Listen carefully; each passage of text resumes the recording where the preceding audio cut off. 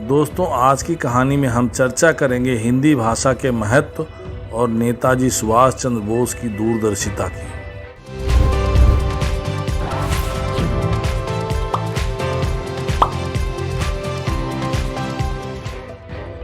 बात उन दिनों की है जब नेताजी सुभाष चंद्र बोस बर्मा में अंग्रेजों के विरुद्ध आजाद हिंद फौज के सिपाहियों को युद्ध के लिए तैयार कर रहे थे।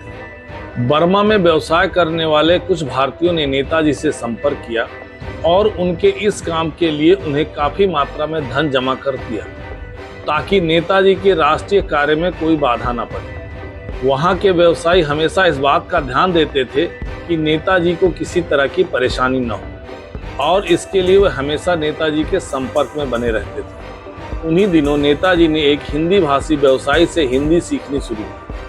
नेताजी कहते थे, मैं बंगला और अंग्रेजी तो जानता हूँ, लेकिन हिंदी अच्छी तरह से नहीं जानता। उसे सीखना बहुत जरूरी है। एक दिन हिंदी सिखाने वाले व्यवसायी ने नेताजी से कहा, नेताजी, आप दिन भर सैनिकों से युद्ध के विषय में बातें करते हैं। आपकी अधिकतर बातचीत अंग्रेजी में होती है।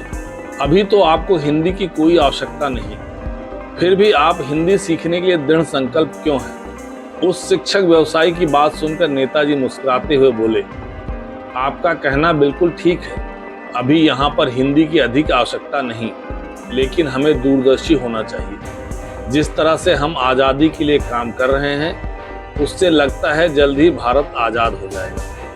भारत के स्वतंत्र होने के बाद हम भारतीय जनता को अंग्रेजी भाषा से भी मुक्ति दिलाएंगे। ऐसे में हिंदी ही एकमात्र ऐसी भाषा होगी जिसे ज़्यादातर भारतीय समझेंगे और बोलेंगे।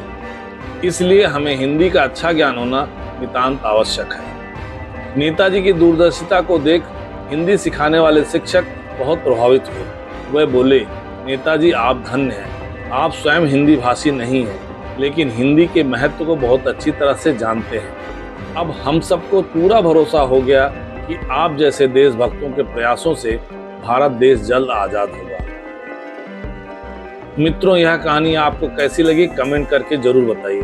आपने इस चैनल को अगर अभी तक सब्सक्राइब नहीं किया है तो जल्दी सब्सक्राइब कर अपने दोस्तों के साथ शेयर जरूर कीजिए, ताकि इस तरह की और भी जानकारी आपको समय समय पर मिलती रहे।